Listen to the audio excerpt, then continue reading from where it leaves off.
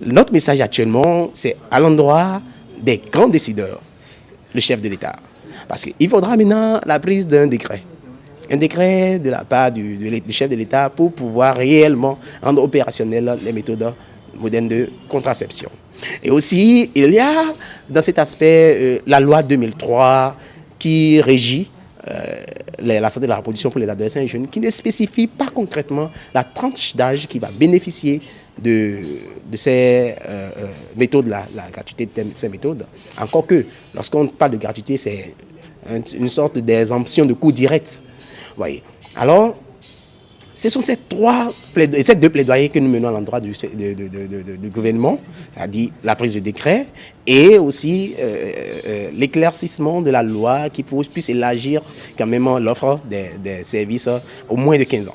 À l'endroit des parents, notre objectif, alors, si la gratuité est effective, il faut quand même que la demande y soit.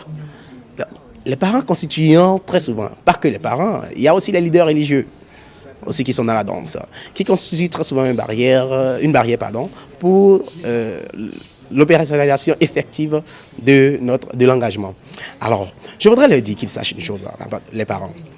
La plupart des jeunes aujourd'hui ont déjà des comportements sexuels.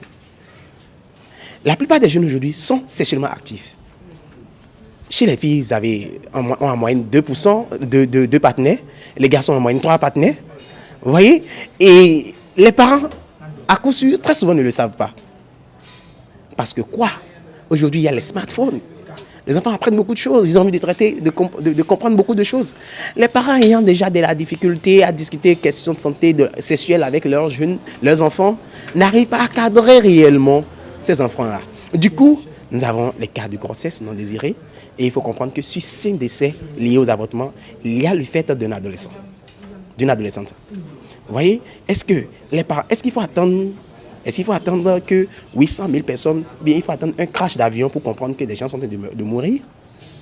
Point d'interrogation. Alors les parents, il faut qu'ils pensent que les méthodes de contraception ne sont pas des méthodes qui encouragent les jeunes à la débauche. Non.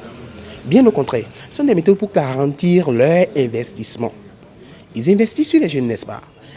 Comment est-ce qu'un parent peut accepter le fait que son enfant, sur qui il a investi jusqu'en classe de 3e ou de terminale, se retrouve nez à nez avec quel résultat final à la fin de l'année? C'est la grossesse.